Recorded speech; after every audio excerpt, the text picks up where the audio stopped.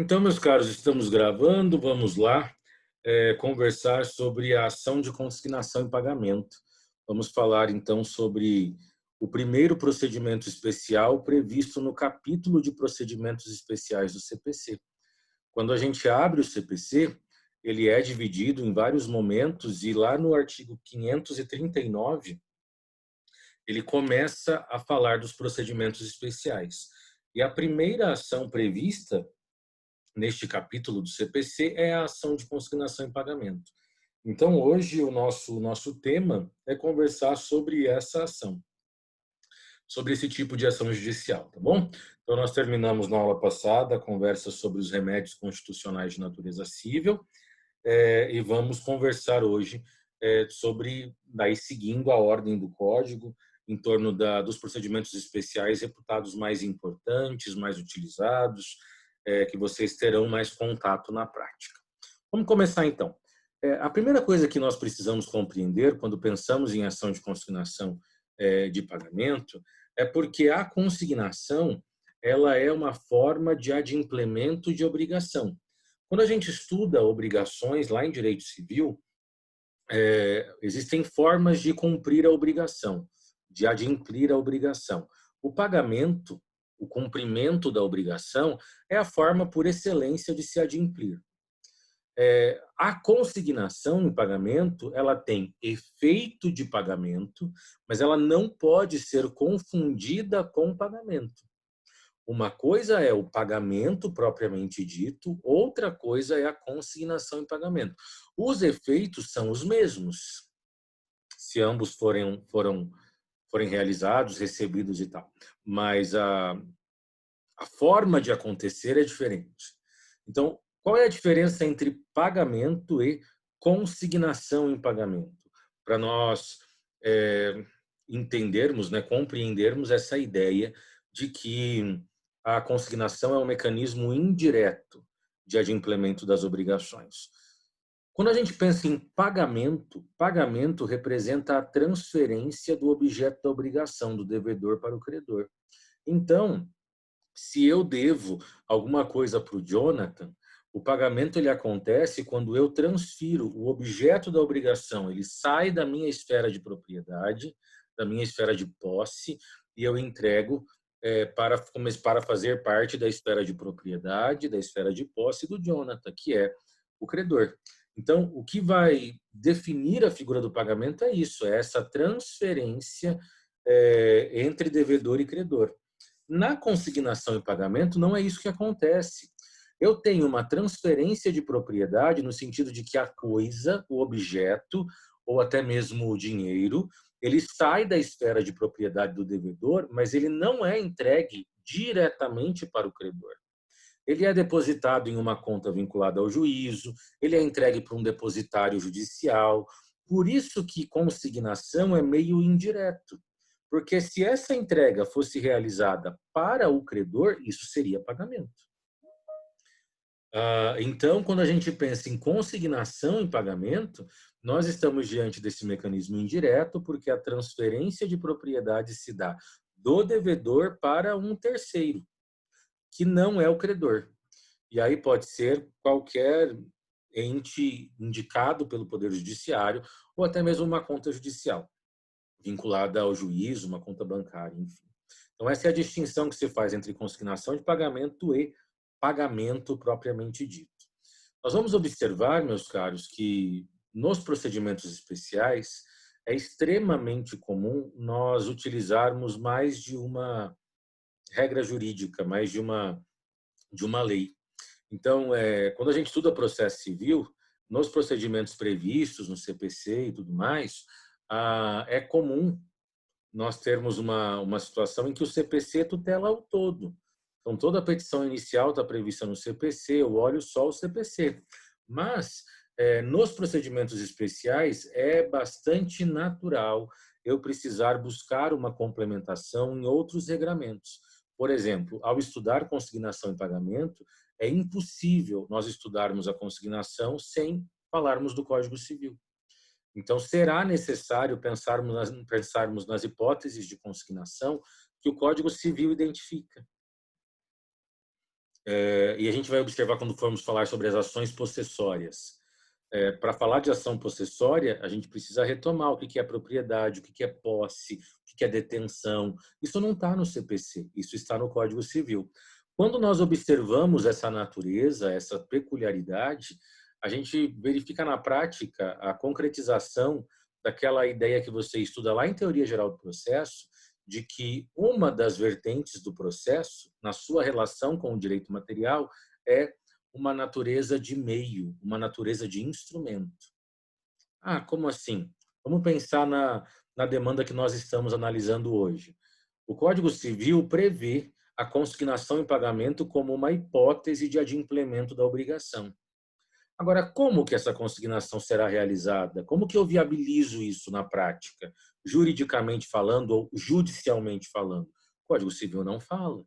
Aí vem o processo para regulamentar a maneira como se garantir o direito de consignar, de realizar a consignação em pagamento. Então, em vários exemplos dos procedimentos especiais, nós vamos enxergar essa natureza instrumental do processo em relação ao direito material. No Código Civil, nós verificamos a consignação em pagamento a partir do artigo 334.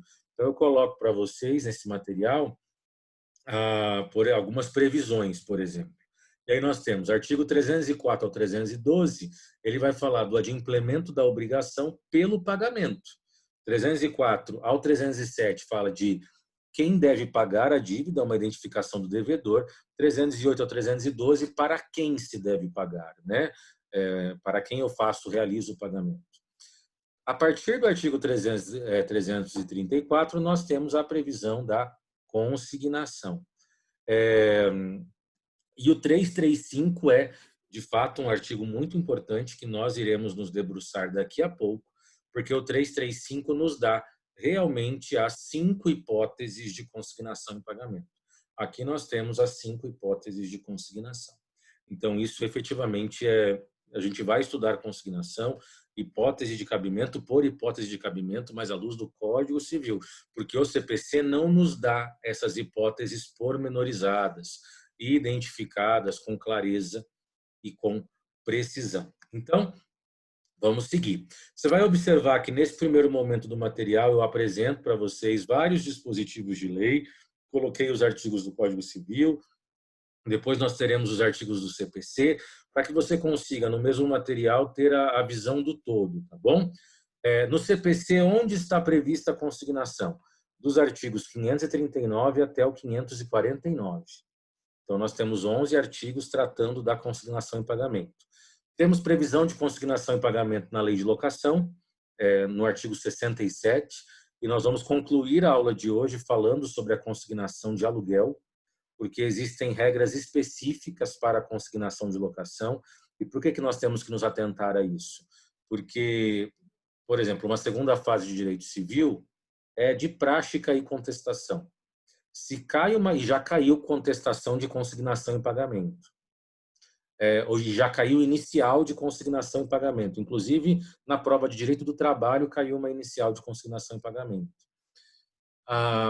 Dependendo do tipo de consignação, se é uma consignação de aluguel, for uma inicial, por exemplo, os requerimentos são requerimentos específicos, os prazos mudam. Eu não posso construir uma petição inicial de consignação de aluguel usando só o Código de Processo Civil, porque eu vou me lascar.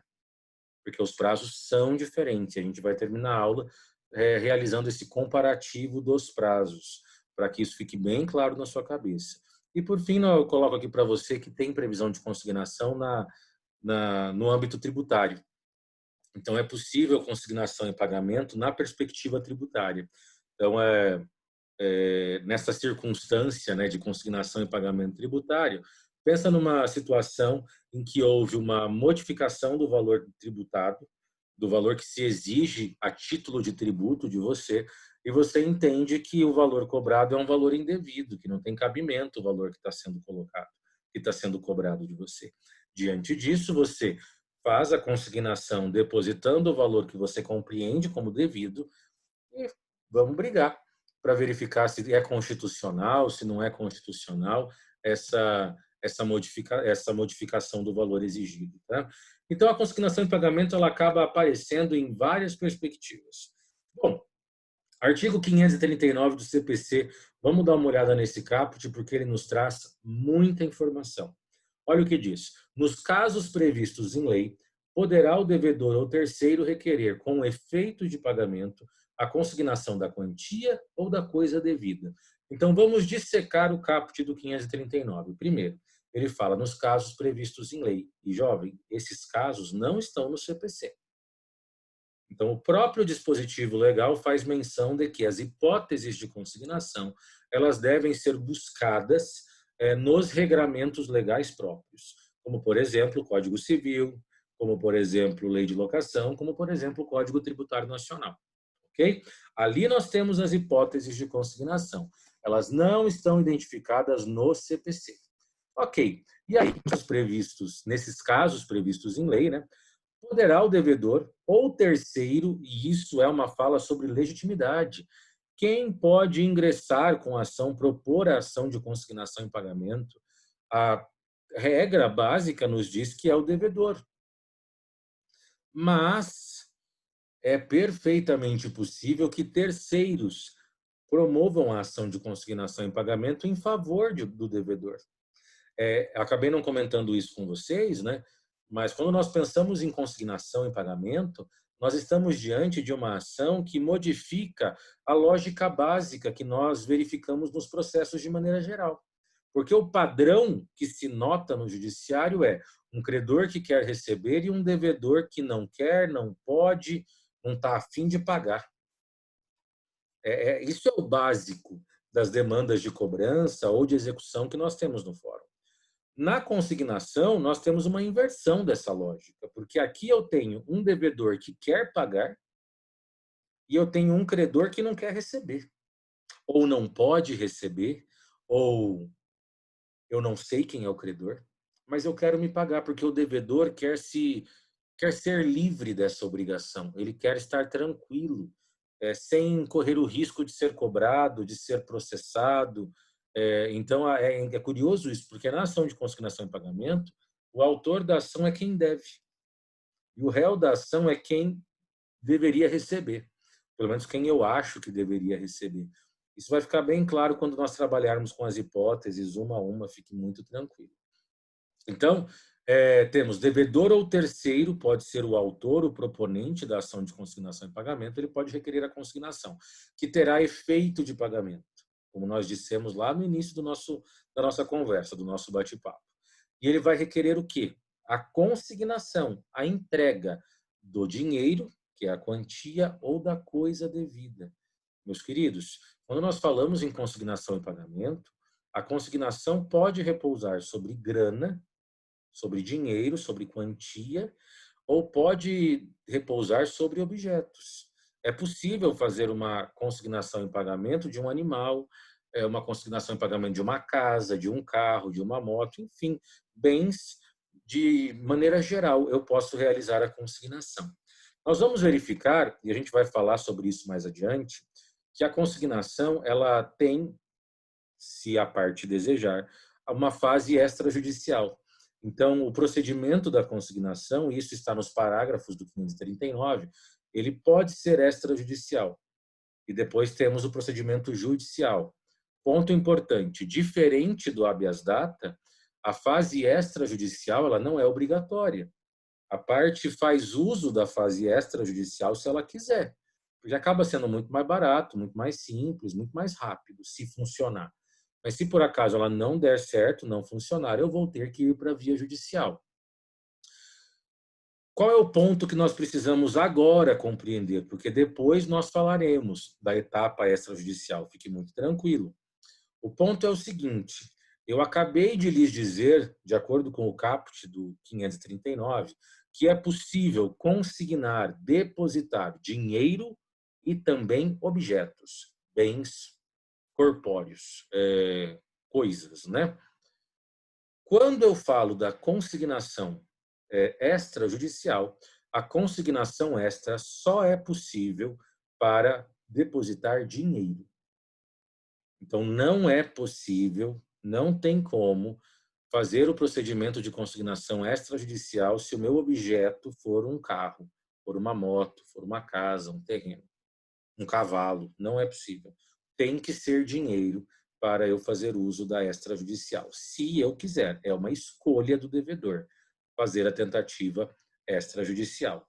Hoje a gente vai falar sobre isso. Aqui nós temos os artigos da consignação em pagamento, todos colocados no seu material, mas vamos direto à construção teórica, né?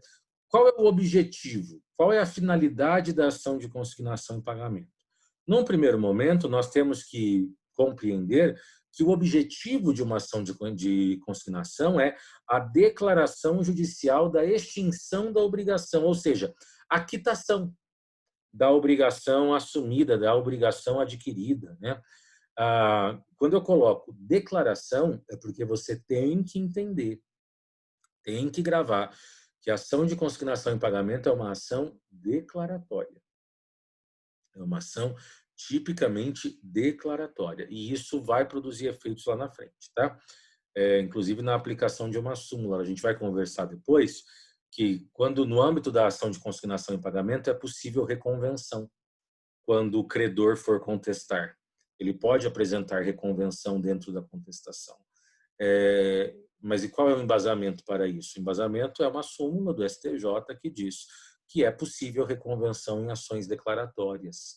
Então, esse é o entendimento pacificado de que a ação de consignação em pagamento é uma ação de natureza declaratória. Um outro ponto importante que nós temos quando pensamos em ação de consignação é que é indispensável a constatação da mora creditoris. O que é isso? É a mora do credor. Porque, mais uma vez, aqui eu tenho um devedor que quer pagar e um credor que não quer, não pode receber. Então, a mora, na circunstância da consignação, é uma mora do credor e não do devedor. Então, mais uma vez, é um elemento diferenciador, né, do padrão de ações que nós temos no judiciário. Também é importante nós destacarmos o artigo 540, aqui no parágrafo intermediário do tópico 1, que fala dos efeitos do depósito. Quando eu, por exemplo, tenho que pagar uma quantia em dinheiro, ao realizar o depósito, cessa imediatamente a incidência de juros. Juros moratórios, por exemplo, que é de 1% ao mês. Não vai haver cobrança de juros. Ok, o problema é, imagine a seguinte situação, eu ingresso com a ação de consignação no dia 10 de março de 2020. No dia 10 de março de 2020, então, cessou-se a incidência de juros moratórios. E se não tivesse começado a contar, aí que não contaria mesmo. Ocorre que, no dia 8 de outubro, hoje, a minha ação foi julgada improcedente. Ou, para ficar melhor, no dia 8 de outubro de 2020, transitou em julgado a sentença que julgou improcedente a minha ação de consignação. Quando eu tenho a improcedência da ação de consignação, ainda que ela tenha demorado muito tempo para ser julgada, os juros moratórios retroagirão à data do depósito. Então, por exemplo, quando eu ingressei com a ação em março, parou de ter juro. Aí transitou agora, em outubro. Vai contar juros só de agora para frente? Não. Vai ter incidência de juros retroativos desde o momento do depósito, porque esse depósito fica sem efeito. A improcedência da consignação em pagamento torna sem efeito o depósito realizado. Consequentemente, eu vou desconsiderar a até então interrupção da incidência dos juros, tá bom? Ok? Ok sobre isso, tudo certo? Então, nós temos essa possibilidade. 2. Quais são as hipóteses de cabimento para a propositura de uma ação de consignação em pagamento? Como nós já comentamos, as hipóteses de cabimento estão previstas no artigo 335 do Código Civil. Vamos dar uma olhada nessas 5 hipóteses que nós conseguimos verificar à luz dos incisos do 335. Primeira hipótese que nós temos, que é o inciso 1 do 335. Aqui nós temos ela explicada, não é a redação exata do inciso. A primeira hipótese é quando o credor se recusa a receber ou quando ele não pode receber, ele não puder receber aquela obrigação, aquele cumprimento. Como assim quando o credor se recusa a receber? Por exemplo, se ele sustenta que o devedor está querendo pagar um valor menor do que o valor realmente devido. E aí ele se recusa a receber. Ou porque ele observa que o objeto que deveria lhe ser entregue, ele não se encontra em boas condições. No momento em que ele adquiriu, fez a compra, estava tudo bonito. Comprou o carro, mas ficou de entregar o carro para ele dali um mês. Quando foram entregar o carro estava inteiro riscado. Ele não aceita por conta disso, porque ele não está de acordo com as condições com que está sendo entregue esse objeto. Isso é uma figura de mora do credor. Se o devedor quiser se ver livre disso, ele tem que fazer a ação de consignação. É claro que se o credor diz que o valor é maior, ele vai ter que provar isso vai ser discutido no processo, tá? Mas aqui são as hipóteses em que o devedor pode ingressar com a ação. Ou então, se ele não puder receber, por exemplo, casos de problema de saúde. Então, vamos imaginar que eu tenha firmado uma obrigação com uma pessoa e ficou determinado, previsto no contrato, que no dia 8 de outubro eu procuraria a pessoa para fazer o pagamento. Só que no dia 7 a pessoa sofreu um acidente e ela se encontra internada, em coma. Bom, então isso é uma circunstância em que o credor não pode receber. Bom, normalmente a pessoa vai procurar alguém da família e vai pagar. Isso é um baita de um risco, porque na verdade a pessoa ainda está viva. Se ela não tem um procurador identificado, e normalmente num acidente a pessoa não se prepara para essas coisas, né? É, se eu fizer isso, eu estou pagando mal e eu corro o risco de ter que pagar de novo. Lembra daquele ditado jurídico: quem paga mal, paga duas vezes. Se eu pago para a pessoa errada, eu corro um sério risco de ter que pagar de novo. Claro que se é uma dívida de cinquentão, você vai lá e entrega, não costuma ter grandes desdobramentos. Agora, se é uma dívida maior, é muito arriscado você pagar para quem não é o credor. Acaba sendo muito complicado fazer isso, não é mesmo? Então, neste caso, é muito mais seguro fazer uso da ação de consignação em pagamento, para você, devedor, se ver livre. Também é muito mais seguro do que simplesmente deixar vencer a obrigação, porque dependendo da obrigação ali contratada, assumida, deixar vencer é trazer sobre si várias consequências, como uma eventual rescisão, uma multa, que pode ser uma multa alta. Então, para que eu vou suportar todas essas consequências, todos esses prejuízos? Não é? Acaba sendo bastante complicada essa situação, tá bom? Então, essa é a primeira hipótese de cabimento. O credor se recusa ou então o credor não pode receber, por conta de um internamento, por exemplo. A segunda situação que nós temos para a consignação, a segunda hipótese de cabimento, que é o inciso 2, o 335, é se o credor não for receber as coisas da maneira como foi combinado e também não mandar ninguém ir lá receber. É isso que prevê o inciso 2, mas eu não estou lendo exatamente o que está escrito aqui, mas essa é a hipótese do inciso 2 do 335. O credor ele não vai lá receber nas condições contratadas. E aí eu tenho um exemplo que efetivamente aconteceu comigo. Em uma viagem que eu fiz, eu e mais dois amigos, nós alugamos um carro. E aí até para facilitar esse deslocamento na cidade. E aí combinamos lá com a locadora de veículos que nós entregaríamos esse veículo no aeroporto. Que no aeroporto esse veículo seria deixado, combinamos o portão lá, o lugar em que o veículo seria deixado. Chegou na hora de ir embora, porque aí facilitaria para a gente, né? A gente já embarcaria. Fomos para o aeroporto, chegamos no aeroporto, cadê a locadora? Ninguém apareceu, porque não era uma locadora que ficava no aeroporto. Ninguém apareceu. E a gente tentava contato, ligava, ninguém atendia, esperando alguém e desesperado, porque o horário do embarque já estava acontecendo, né? E estava lá naquela chamada do tipo chamada do voo tal, e a gente desesperado porque precisava embarcar, não queria perder o voo. E aquela situação de cadê o cara da locadora, cadê o cara da locadora? Se fosse uma circunstância que desse para a gente esperar, isso seria uma circunstância de consignação em pagamento. Do tipo, olha, você combinou que você, credor, iria até o aeroporto buscar o carro e você não foi.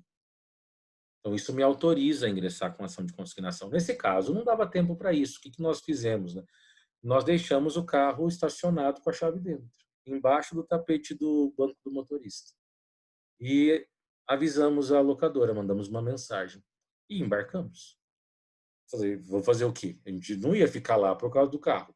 E aí foi isso que aconteceu. No final das contas, deu tudo certo, mas poderia ter dado muito errado mesmo. Mas seria essa segunda circunstância, em que fica combinado que o credor vai até o devedor para receber ou vai enviar alguém e ele não faz nada disso. Aqui, pessoal, nós temos uma nomenclatura própria. A primeira hipótese nós chamamos de dívida portável. A segunda hipótese nós chamamos de dívida quesível. Por que isso? A dívida portável é quando o devedor tem que ir até o credor. Tá? Então, o devedor tem que ir até o credor, e ele vai até o credor e o credor se recusa ou não pode receber. Não tem como o devedor ir até o credor no caso do internamento. Ele não pode entrar no hospital. Na dívida quesível, é o credor que vai até o devedor, e aí ele não cumpre com essa obrigação. Se você observar a hipótese do inciso 2 do 335, nós temos exatamente isso. Uma obrigação que é atribuída ao credor para que ele vá até o devedor, ou envie alguém, e ele não faz nada disso. Isso permite o ingresso de uma ação, a propositura de uma ação de consignação. Terceira hipótese, o credor for incapaz, desconhecido, né? Ausente, e esse ausente é ausente com declaração judicial, tá? É ausente com processo de declaração de ausência, não é uma pessoa que foi embora e ninguém sabe onde está. Tem que ter o processo de ausência. Ou residir em local incerto e não sabido. O melhor exemplo para nós pensarmos nessa terceira situação, o da incapacidade, fica fácil. Quando a gente pensa em incapacidade, é comum a gente fazer relação com o menor de idade, né? Já nem precisa ser isso. Vamos pensar uma pessoa que é maior, ela sofre um acidente e se torna incapaz por conta de uma interdição ou por uma doença. Então, ela tem Alzheimer e ela desenvolve muito rápido o Alzheimer, ela é interditada. E aí, eu tenho uma figura de incapacidade. Quando nós consagramos a obrigação, você era capaz e agora você não é mais. O que eu faço? Eu não posso pagar para você. Na dúvida, faço consignação, porque daí eu me protejo. Pessoal, a consignação protege o devedor que quer cumprir a obrigação, porque vai deixá-lo liberto disso, vai liberar o devedor. E aí, depois, identifica quem é o credor e tal. Isso aí é uma outra situação. Agora, um ponto que se usa bastante, essa hipótese 3, que é quando o credor está em local incerto não sabido, nós podemos citar como exemplo o encerramento de relação de trabalho, de vínculo de emprego, por exemplo. Então, se um funcionário pede demissão ou é demitido, e por conta das circunstâncias ele simplesmente pega as coisas dele e vai embora, ele está tão bravo, tão emputecido com a situação que ele não quer nem ver mais o empregador na frente dele. Se ele não volta para receber o acerto, isso não autoriza o empregador a não pagar. Para o empregador se proteger, ele deve fazer uso de uma ação de consignação em pagamento para depositar as verbas rescisórias. Ele vai ficar livre disso. E aí, a hora que o devedor, que o credor aparecer, né, que é o funcionário, aí ele retira essas verbas direto da conta que vai estar vinculada ao judiciário. Então, é bem isso, essa figura da proteção que é dada ao devedor que quer cumprir a sua obrigação. Quarta hipótese, quando ocorrer dúvida sobre quem é o credor. Então, aqui eu tenho realmente dúvidas sobre quem pode ser o credor. Então, morreu o credor. Se morreu o credor, ele tem 6 herdeiros. Não foi feito o inventário ainda. Eu não posso chegar e simplesmente pagar para um dos filhos dele. O que me garante que esse filho vai repassar esse valor para os irmãos? Ou para o cônjuge sobrevivente? E aí, mais uma vez, eu vou correr risco de ter que pagar 2 vezes, de ter que pagar de novo. O seguro é fazer consignação e pagamento. Coloco todos os herdeiros no polo passivo e deixo eles quebrar o pau entre eles, mas eu vou pagar e vou me ver livre disso, eu não quero confusão. E a última hipótese é quando pender litígio. Nós temos aí, por exemplo, um processo sobre o objeto do pagamento. Então, tem lá uma previsão de que eu tenho que entregar um bem para a pessoa, e aí tem um litígio acontecendo entre o credor e um outro indivíduo que pode recair sobre exatamente esse objeto de pagamento. É mais seguro eu fazer consignação do que arriscar, tá bom? Além dessas hipóteses, ou dentro dessas hipóteses, também é perfeitamente possível realizar a consignação de parcelas periódicas, de prestações sucessivas, que é o típico exemplo do aluguel, em que eu faço o depósito, né? Faço o depósito faço o pedido, melhor dizendo, da consignação em pagamento, e aí me informo que é de prestação periódica, o juiz me autorizará a fazer o depósito de acordo com a periodicidade, podendo fazê-lo em até 5 dias após o vencimento. Então, se a minha obrigação é de fazer um pagamento X todo mês, eu vou ter até 5 dias após a data do vencimento, todo mês, para realizar o depósito daquela quantia, sempre na conta vinculada ao juízo. Então, a ação de consignação e pagamento, ela não é possível somente diante de um valor único ou de uma coisa única. Ela pode ser por meio de uma prestação sucessiva, em que a gente tem aí um caminhar, assim, uma evolução em torno disso, tá bom? Bom, as partes da ação de consignação e pagamento, a gente já comentou um pouco isso. O autor é o devedor. Professor, Oi. vamos supor que eu compre um notebook e para pagamento o vendedor disse que vai me enviar um boleto, né? E esse boleto nunca chega, mas eu preciso daquilo e aí eu posso entrar com a consignação em pagamento, é um exemplo, Uhum. para garantir que depois ele me entregue o notebook. Pode. A questão aqui, Jonathan, é que assim, existem outras complexidades nesse seu exemplo. Uma delas é aquela defesa típica da teoria dos contratos, que é a exceção do contrato não cumprido. Então, o vendedor só pode exigir o seu pagamento depois que ele entregar a coisa. Vai depender da maneira como vocês negociaram. Então, assim, foi combinado que você pagaria antes de receber o produto? Se foi, ok. Aí você faz a consignação para garantir o recebimento. Agora, não, foi combinado que ele me mandaria o produto e eu pagaria no dia do vencimento lá que nós acordamos. Aí, nesse caso, você está pagando sem ter recebido. Então, você também está, de certa forma, praticando uma conduta que deveria ser um pouco mais cuidadosa, cautelosa. É claro que com o pagamento você vai conseguir exigir o cumprimento da obrigação, mas seria mais fácil, nesse caso, desfazer o negócio e adquirir de outra pessoa. Então, assim, a consignação é viável, é possível, viável não, mas ela é possível nas duas situações. Era para ter enviado um boleto, não enviou, ok, está para vencer, isso está previsto numa conversa de WhatsApp, por exemplo, ou num e-mail, uma troca de e-mail, isso verifica a obrigação. Só que se ele não cumpre a obrigação dele de enviar o boleto, ele não pode cobrar que você cumpra também a sua. Então, aqui, quando a gente fala dessa questão do pagamento, é quando, de fato, tudo está certo para que o devedor efetue o pagamento e ele não acontece porque o credor não quer, não aceita receber. E aí foge um pouco desse seu exemplo. Mas, se é uma situação em que você deveria fazer o pagamento para receber o produto, ok, faça a consignação para conseguir exigir o cumprimento dessa obrigação, sabendo que ainda assim você corre o risco, né? Isso aí tem a natureza contratual. Quando eu tenho um contrato que prevê uma obrigação e essa obrigação não é cumprida, eu posso até tentar dar efeito real, que é obrigar o cara, né, a me enviar, por exemplo, o notebook, no exemplo que você deu. Mas, normalmente, o efeito será indenizatório. Então, se ele não enviasse, isso vai ser convertido em perdas e danos. Mas, dentro da sua pergunta, de uma forma muito objetiva, é possível consignar nesse caso? Seria possível. Entendeu? Entendi, professor, obrigado. De nada. Então, o autor da consignação é o devedor, a rigor, ou terceiro. E aqui, gente, é qualquer terceiro, tá? Não precisa ser necessariamente o terceiro interessado. Olha o que fala o 304 do Código Civil. Qualquer interessado na extinção da dívida pode pagá-la. Mas daí vem o parágrafo único. Igual direito cabe ao terceiro não interessado. Olha que ridículo. Então, qualquer terceiro pode fazer, ele não precisa necessariamente ser interessado. E quem é o réu?